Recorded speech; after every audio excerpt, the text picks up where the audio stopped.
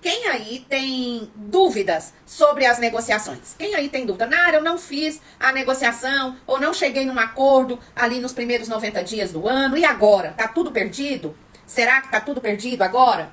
Diz pra mim. Diz pra mim. Me conta. Me conta. Você fez as negociações nos primeiros 90 dias? Você tem dúvida de como conduzir? Como que vai ser isso? Se as operadoras estão no controle? Como que é? O que você pode fazer? Vai deixando aí pra mim a sua dúvida. E eu já vou começar. Eu preciso que entre mais 5 pessoas nessa live. Chama os amigos. Chama os amigos, chama os inimigos. Chama todo mundo lá. Todo mundo. Será que tá nessa aula? A Márcia tava também. Mais magra, graças a Deus. Tô na peleja. Todo dia um pouquinho, Márcia. Todo dia um pouquinho. E é a constância, não é? Que nos leva ao resultado. Eu tô fiando nisso, hein? Tô fiando nisso.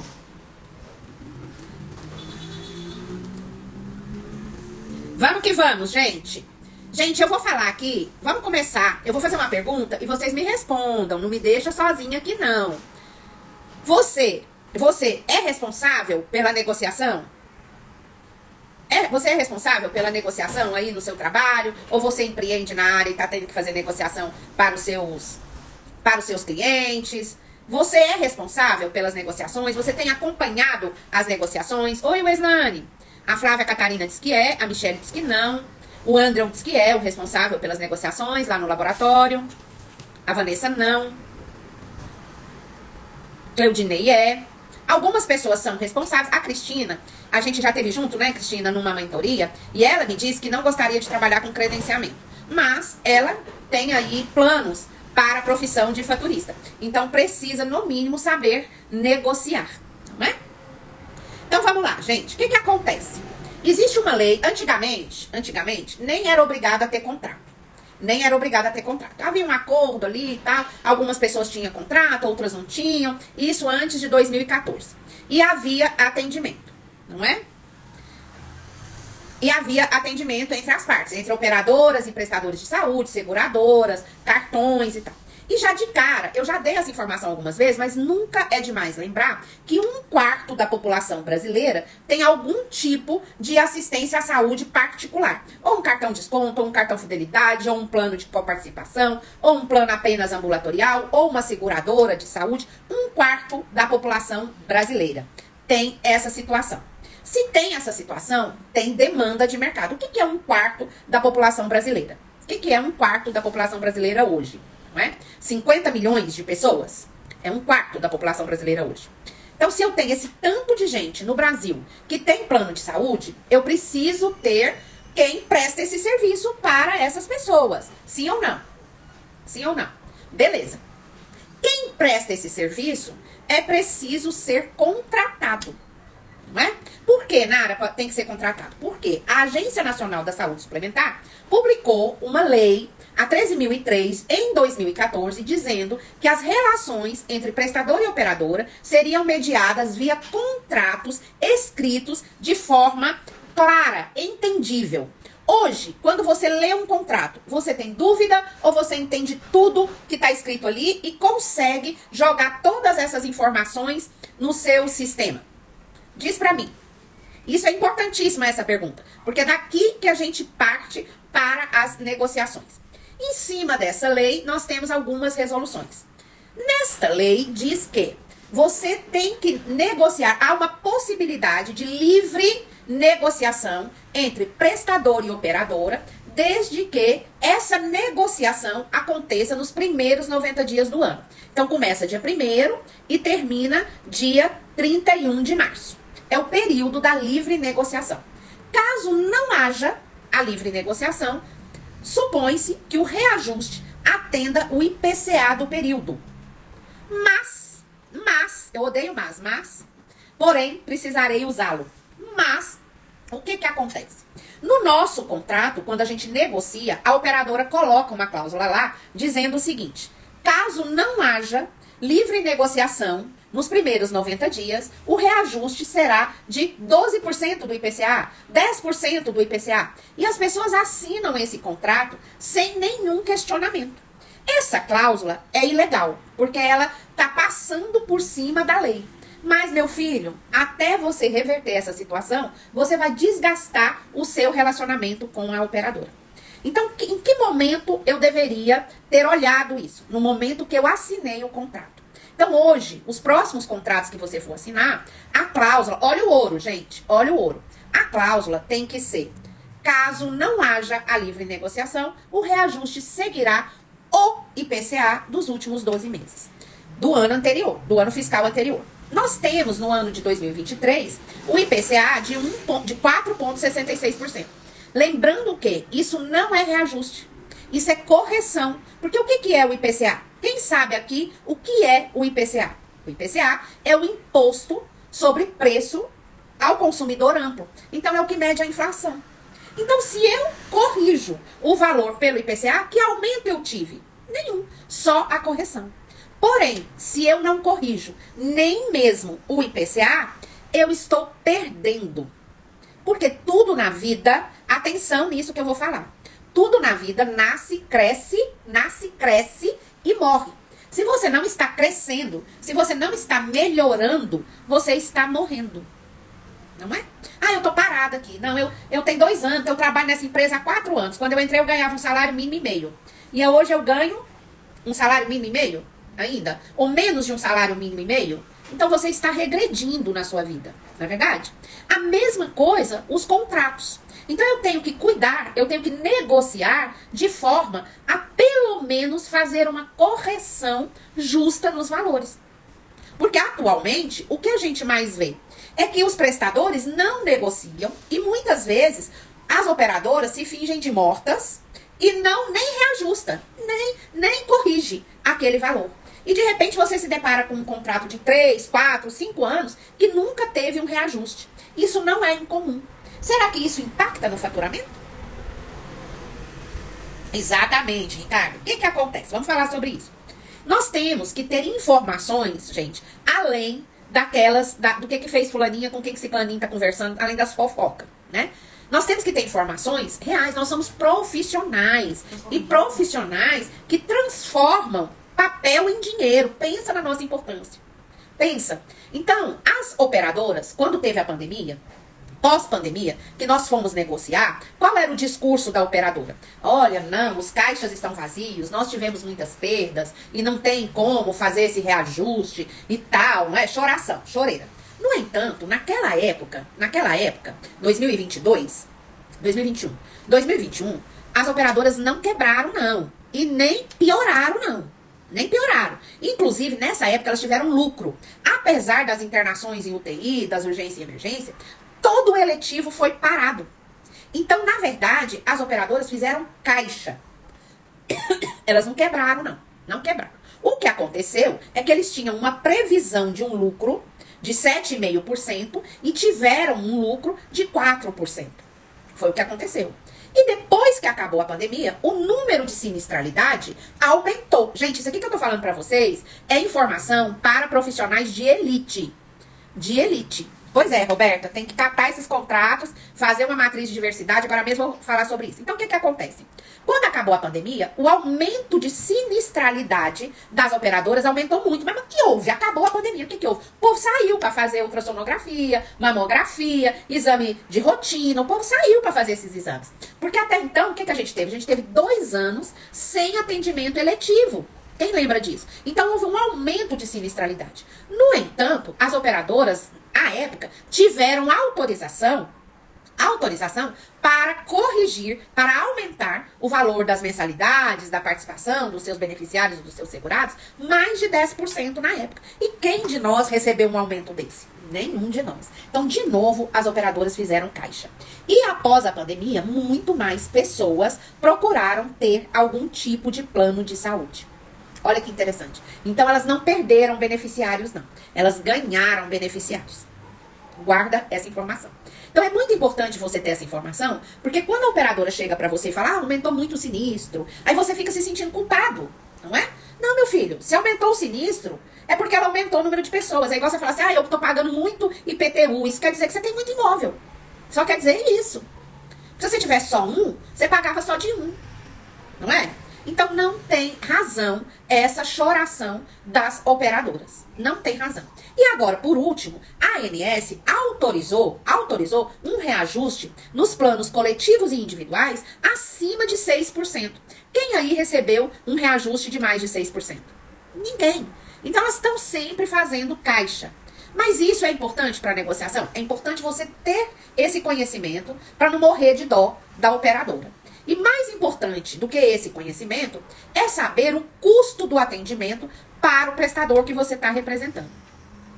Todo início de ano, enviamos carta de reajuste para todas as operadoras. Exatamente, Ricardo. E mais do que enviar essa carta, antes de você fazer essa carta, você estuda quais estão sendo os gastos que vocês estão tendo, quanto está custando atender cada um dos clientes dessas operadoras.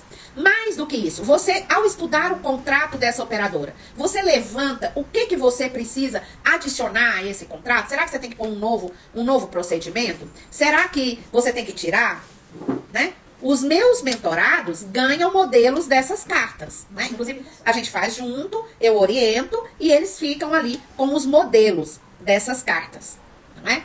Isso é importantíssimo. E outra coisa, o que você tem credenciado, te ajuda no faturamento ou te atrapalha? Por exemplo, eu tenho uma clínica de multiespecialidades, mas ele credenciou só o endócrino. Isso me ajuda ou me atrapalha? Né? Eu passo dias e dias negociando uma determinada operadora e eu atendo 2 dela por ano. É uma operadora que vale a pena eu gastar papel, eu divulgar, eu atender? Será que vale a pena?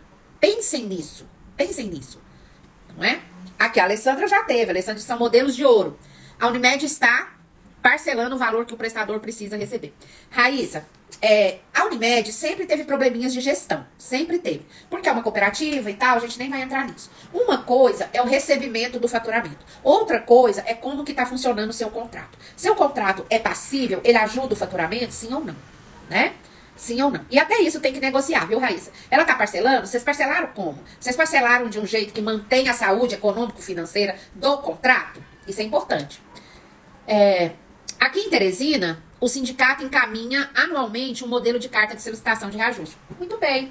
Ele encaminha um modelo e você sabe quanto por cento você vai pedir? Você sabe se você precisa pedir um aditivo? Se o contrato como tá funcionando para você? Você olhou aquela cláusula lá que caso não haja livre negociação, qual será o reajuste? Você olhou essa cláusula? Nesse período, você adquiriu alguma máquina, começou a fazer algum outro tipo de procedimento que você quer oferecer para a operadora? Ou seja, não é? Você precisa entender bem seu cenário para poder fazer uma negociação. Ninguém consegue falar com a Unimed.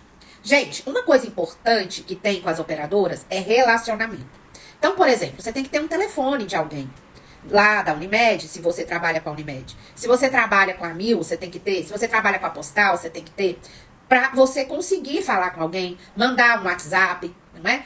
Tudo na vida é relacionamento. E esse relacionamento é construído.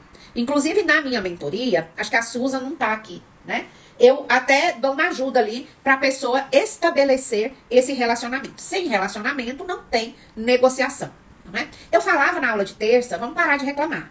Né? Vamos buscar a solução. Não é verdade, Susan? A gente, a trancos e barrancos, não consegue o telefone do povo, não consegue estabelecer um relacionamento. Às vezes, na primeira negociação que você vai fazer, você não atinge a porcentagem que você queria. Mas o mais importante de tudo é estabelecer o relacionamento. Porque quando você estabelece o relacionamento, durante o ano, você vai conseguindo coisas importantes para você. Por isso que é importante, quando você recebe o contrato, você ler, entender o contrato, conseguir parametrizar esse contrato, cadastrar todas as informações dele dentro do sistema e ir mantendo esse relacionamento, porque você já tem que fazer um planejamento estratégico a partir do contrato, o que você quer mudar nesse contrato, como você quer que esse contrato funcione. Por exemplo, você pode sair de um fee for service, que é um modelo de remuneração que as pessoas funcionam hoje, que após o atendimento você vai cobrar item a item, para um pacote. Desde que esse pacote seja sustentável. Uma coisa que você tem que pôr na sua cabeça, escreva aí quem estiver anotando, qualquer negociação tem que manter a saúde econômico-financeira das partes. Então não é só eu quero um aumento por um aumento. O que eu quero, o que eu vou pedir. Ontem eu estava dando uma mentoria E uma das mentoradas falou assim, eu fiz essa proposta aí pra operadora, pra seguradora. Eu falei, de onde você tirou esses números? Não, eu imaginei. Falei, não, era um exame com contraste. Eu falei, olha aí, quanto que custa o contraste? Então você tá fazendo uma proposta pra operadora que não tá cobrindo seu gasto. E aí você vai reclamar da operadora, não é? Porque você mesmo cavou o seu buraco. Então, antes, gente, de fazer uma proposta, antes de você ir para a negociação, conheça o seu prestador. Veja o que realmente ele precisa, em quais termos. E também conheça com quem você vai negociar, não é? Isso faz parte da gestão e isso faz parte de quem é negociador. Então, o André, por exemplo, que está aqui, ele falou que ele é responsável pelas negociações lá, não é? Então, na hora dele negociar, ele tem que falar, cara, esse exame, ele é de um laboratório, esse exame hoje, para o laboratório, custa R$20. Então, eu não posso negociar abaixo de R$40 isso aqui. Eu não posso. Porque senão eu vou pagar para atender. Então, às vezes, gente, presta atenção. Às vezes você quer tanto um credenciamento que você faz um contrato meio torto lá e depois esse contrato, em vez de te dar lucro, te dá prejuízo. Isso acontece com você? Me conta, se vocês têm essa experiência. Então, o segredo da negociação, o primeiro segredo da negociação é conhecer o prestador e conhecer a importância dessa operadora ou dessa seguradora. Mas conhecer o custo de cada procedimento. Senão, você vai negociar, se escalpelar e não vai conseguir um valor que funcione. Nara, e se eu já tiver fechado um contrato? Se ele estiver comprometendo a sua saúde econômico-financeira, chame para negociação a qualquer tempo. Faça um aditivo, mude a forma de remuneração, se for o caso. E até mesmo um descredenciamento, se for o caso. Porque você não pode manter um contrato que vai te prejudicar. Porque senão agora mesmo você está aí com 500 mil, 1 milhão lá de prejuízo. De que adiantou esse contrato? Não é? Isso fez sentido para você até aqui? Sim ou não? Sim ou não? Isso fez sentido para você? Vocês me respondam aí, gente, para eu continuar aqui. Fez sentido, Fernanda? Interessante isso. Então, gente, então não é simplesmente, né? Lá o sindicato te deu um modelo, a Nara te deu um modelo. Mais do que isso, você precisa saber estudar o contrato que você tem, tá? E quem é que vai prestar esse serviço? Quanto custa esse serviço? Quanto custa esse serviço? É o mais importante. Qual é o custo que eu tenho? Qual o meu investimento para fazer um atendimento? Então, como que... Nara, mas sempre eu vou conseguir... Vamos supor que a consulta eu não ganho nada. Mas eu pago 100% da consulta para o médico que vai atender. Mas eu ganho nos exames, eu ganho na infiltração, eu ganho num procedimento, eu ganho no medicamento. Então, beleza. Mas você tem isso? Você sabe qual a margem de lucro que você tem? Por que isso é importante? Porque quando você vai para a negociação, outro ponto importante. Então, primeiro ponto, conhecer. Saber se esse contrato tem um equilíbrio econômico-financeiro para as partes. Segundo ponto. Esse contrato facilita o faturamento ou dificulta? Então, você quer ver quando dificulta? Quando ele tem, para cada tipo de carteira, um valor. A Unimed tem muito isso. Para a Unimed local, ele paga X. Para a Unimed intercâmbio, ele paga Y. Para a Sul-América, lá, para grupo, para coletivo, para individual, e vai fazendo valores diferentes. O que acontece com isso? Geração de glosas, geração de conflitos. Então, ao longo do ano, você tem que observar o que está gerando conflito no seu faturamento. Por quê? Porque esses são pontos de negociação. Então, o que está gerando conflito? Ela nunca me paga o equipo X lá. Isso é um ponto, isso é um conflito que precisa ser negociado a qualquer tempo. Como aconteceu aí quando os equipos de nutrição foram descontinuados. Eu, que estava responsável pela negociação de um hospital, imediatamente entrei em contato com as operadoras e solicitei um código próprio para poder faturar aqueles equipos. E depois, durante a minha jornada aí de consultora, quantos contratos eu não encontrei com os equipos simplesmente sem receber. Não é? Então, o que faltou? Faltou o quê? Negociação. Né? Então, eu preciso colocar lá na minha matriz de diversidade o que está gerando conflito. Se eu mesmo sou quem vou negociar, eu vou conseguir olhar lá e negociar. Mas se não for eu tenho que compartilhar isso com o comercial. Não é? Eu tenho que compartilhar isso com o comercial. para poder ali negociar aquilo. Eu preciso esperar o ano que vem para negociar um conflito hoje? Sim ou não? Se a época de negociação é de janeiro a março e eu tenho um conflito hoje, eu tô percebendo que ele nunca tá me pagando, por exemplo, no caso do Andrew, ele nunca tá me pagando a vitamina A, por exemplo, nunca me paga. Por que que ele nunca me paga esse exame? Não é? Pode ser que eu descubra que esse exame não é um exame ambulatorial, é só um exame de paciente internado. E pronto, eu coloco essa instrução, faço essa barreira no meu sistema e resolvo a minha vida. Mas não, ela simplesmente não tá me pagando porque eu não tenho esse exame contratado. Então é hora de contratar, não é? Ou não, ou ela não me pagou porque eu não tenho no meu contrato aquela carteira. Por exemplo, lá no laboratório que ele trabalha, eu já fiz consultoria lá, na época, a gente tinha um problema que o Bradesco não tinha negociado com o laboratório a carteira, o plano de saúde Nacional Flex. E aí eu entrei em contato com o Bradesco e tal, e pedimos essa extensão do Nacional Flex. Por quê? Porque isso era um ponto de conflito no faturamento. Percebe? Então eu já dei aí 2 segredos da negociação. Não foi? Né? Ler, anotar as diversidades e negociar as diversidades, os conflitos a qualquer tempo. Quanto mais rápido, melhor. Você não precisa amargar num erro, num conflito, o ano todo. Você pode resolver isso. Você pode fazer um aditivo. Você deve fazer, né? A planilha de diversidade, a matriz de diversidade, eu ensino na mentoria. Fazer a matriz de diversidade do seu contrato. E essa matriz de diversidade, ela é tão boa para o cadastro como para a negociação, não é? Porque às vezes, o que a gente ouve lá no cadastro? Não, isso não tem jeito de colocar. Por quê? Porque você não conseguiu nem planilhar isso, nem colocar essa informação de uma maneira objetiva. Tá certo? Outro ponto importantíssimo, não é? Outro ponto importantíssimo é a operadora ou a seguradora com quem você quer negociar que está gerando esse conflito. Qual a importância dela para esse prestador?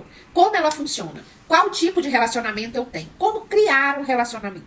Como criar esse relacionamento se eu não tenho relacionamento nenhum? Nunca nem falei lá. Né? Você deve ter uma planilha, que foi outra coisa, outro trabalho que a gente fez lá no laboratório. Na época a gente fez uma planilha, né? Levantamos quem eram as pessoas responsáveis pela administração do nosso contrato com as operadoras e presenteamos essas pessoas ali no Natal com um panetone. Isso é puxação de saco? Não, isso é quem não é visto, não é lembrado. Não é? E é importante que você faça essa gestão aí dentro de onde você trabalha. Não é? É importante que você faça essa gestão.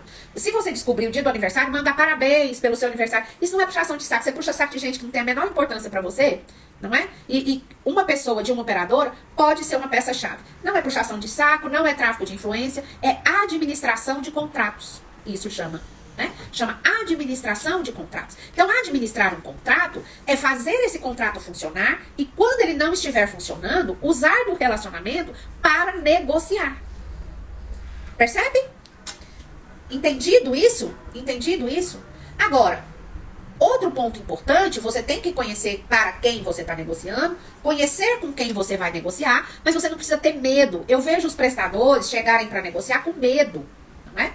Não tenham medo, mas também não vai negociar sem dominar o contrato existente hoje. Outro dia eu estava com um médico que ele falou assim, eu fui negociar lá e aí eu não queria esse valor. E ela falou pra mim, mas por que você não quer esse valor se o seu ticket médio é muito menor do que isso? Quer dizer, ele foi negociar sem saber como que funcionava aquele contrato dentro da empresa dele. Olha que interessante. Não é? Então, quando você vai negociar, você tem que saber qual é o ticket médio desse exame ou dessa cirurgia hoje aqui no meu hospital ou aqui nesse prestador. Como que é? Quanto que eu recebo? Médio, de 10 pacientes que eu atendo, por exemplo, eu trabalho com ressonância, com contraste. Não, a maioria aqui fica em torno de 1.000, 1.500. Aí ele me faz uma proposta de 600, eu não posso aceitar, não é? Eu não posso aceitar. Mas eu já sei qual é o meu ticket médio. Né? Então você tem que saber isso também para poder negociar, tá bom? Nara, eu tenho muita glosa nos materiais ali do contraste. Ou eu tenho muita glosa na OPME lá da cirurgia de vesícula. Eu tenho muita glosa porque não consigo receber determinado honorário. Então, nesse caso, vale a pena você fazer um pacote. E se vier ao contrário? Por exemplo, nessa mentoria que eu estava oferecendo. A própria seguradora propôs um pacote para o prestador. Ela propôs um pacote para o prestador. E agora? Agora é o prestador saber qual é o ticket médio dele naqueles procedimentos que o pacote contempla, para ver se aquele valor faz sentido ou não. Porque o pacote tem vantagem? Nada. Tem muita vantagem. Se ele não for um embrulho, tem muita vantagem. É um faturamento mais rápido, a gente consegue enviar mais rápido, diminui as glosas, não que ele não seja passível de glosa, ele é passível de glosa, mas costuma diminuir. Eu não tenho que ter tanta perícia ali no pré-faturamento de item a item, mas ele tem que manter, vocês vão sair hoje daqui com essa palavra. O contrato tem que ser saudável econômico financeiramente, certo?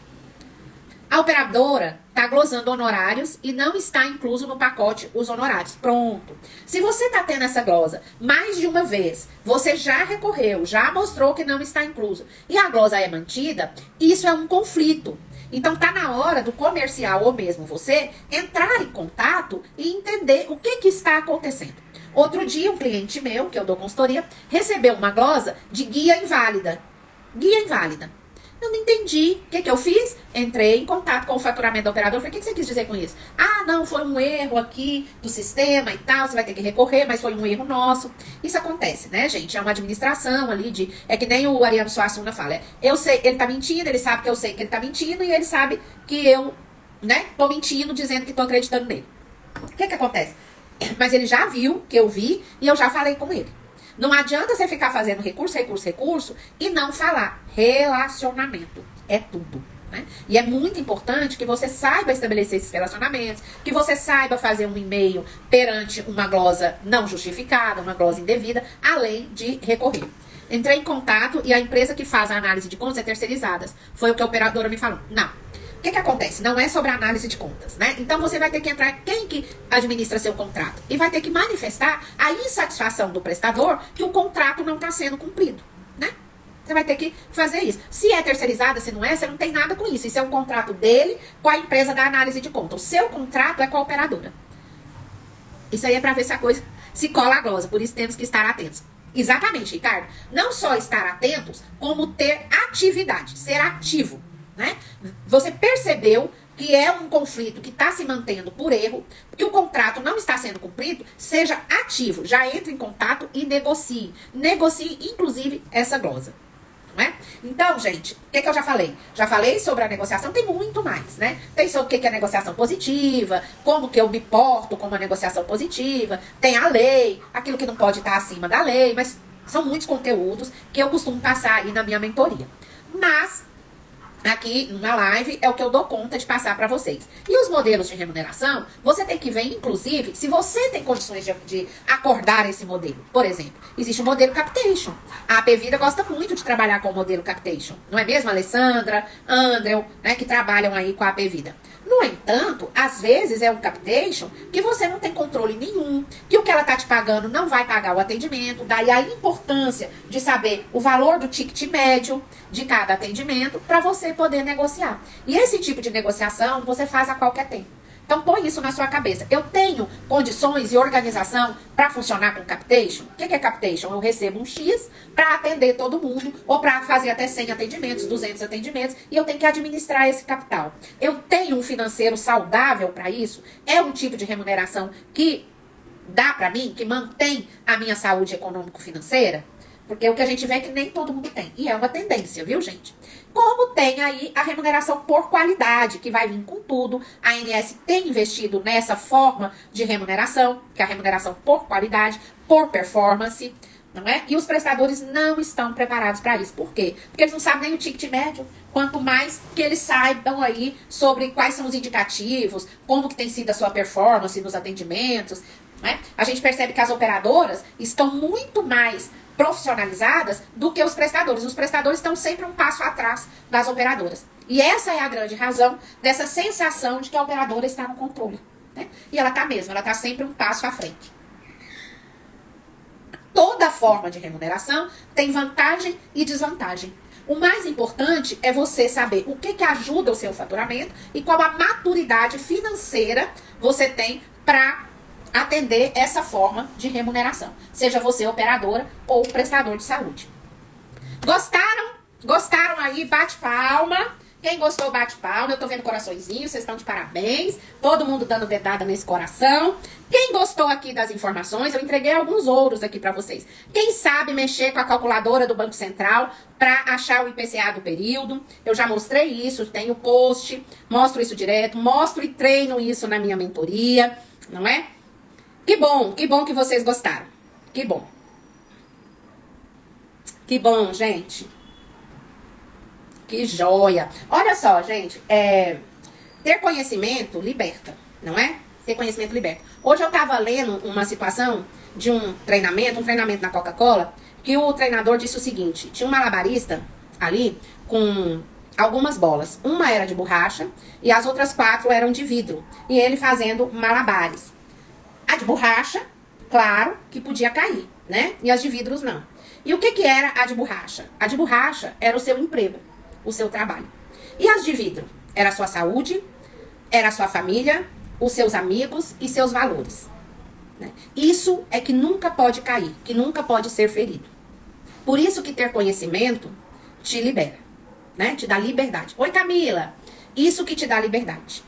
Não é? Então, se você sabe negociar, se você entende, se você é um bom negócio. Hoje mesmo eu vi um emprego na GEAP para analista comercial, que nada mais é que um negociador da GEAP. Né? E quem trabalha na GEAP sabe que ganha bem, que tem vários benefícios e tal. Então, quem tem esse conhecimento tá livre. Se você tá preso, se você tá fazendo malabarismo aí, e você tem sacrificado a sua família, a sua saúde, as suas amizades, os seus valores, em troca do seu emprego, você tá na contramão. Porque o emprego é a única coisa que pode cair. Tá? De tudo que Deus te deu na sua mão, o emprego é a única coisa que pode cair. Se caso ele estiver ferindo ou atrapalhando a sua saúde, o seu relacionamento familiar, o seu relacionamento com seus amigos importantes. Não é amigo de farra, amigo de cachaça, não. Né? É amizade mesmo, aquele amigo que você sabe que é seu amigo, perto e longe. Não é? E os seus valores, então você está segurando a bola errada.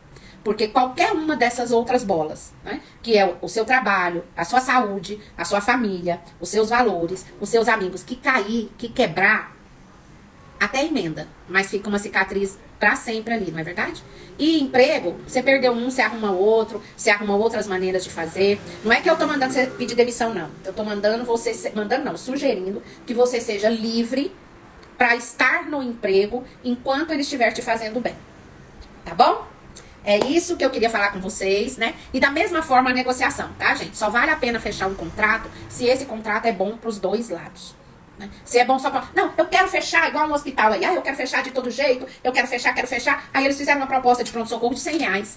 Né? De que adianta fechar esse contrato? Pra ter prejuízo? Não resolve, né? Se bem que às vezes um setor cobre o outro. Tá bom? Gente, então... Vamos postar a story? Você posta uma story que esteve aqui. Vamos fazer um print dessa live? Vamos lá. Printa a tela. Printa. Printou. Nós vamos escrever hashtag conhecimento liberta. Deixa eu ver quem é que vai escrever primeiro o hashtag aqui. Conhecimento liberta. Hashtag conhecimento liberta. Deixa eu ver. Hashtag conhecimento liberta. Cadê? Quem vai ser o primeiro a digitar aí? Eu quero ver pelo menos uns 4 stories, né, gente? Pelo menos uns 4, que eu venho aqui, me arrumo, na correria. Venho dar essa live pra vocês. Muito feliz de estar aqui com você. Mas eu quero essa contrapartida também. Exatamente, Rose. A Rose já pôs aqui. Conhecimento liberta tem que pôr tudo junto, tá, Rose? Põe tudo junto pra hashtag funcionar. Põe aqui, ó, igual a Alice colocou, ó. Hashtag conhecimento liberta. Você printou? Posso esperar o seu story? Conhecimento liberta. Entendedores entenderão. Se você precisa saber mais sobre negociação, eu quero te oferecer a mentoria, tá na hora, viu, gente? Porque quando chegar setembro, você já tem que fazer a sua matriz de diversidade. Dezembro, então, você faz o fechamento ali. E dia 1º de janeiro, você já começa a negociar de uma forma efetiva. Então, vem pra mentoria. Vem que a gente arruma uma solução pra vocês. Conhecimento liberta, tudo junto, tá bom? Beijo, bom final de semana. Parabéns pra você que esteve aqui.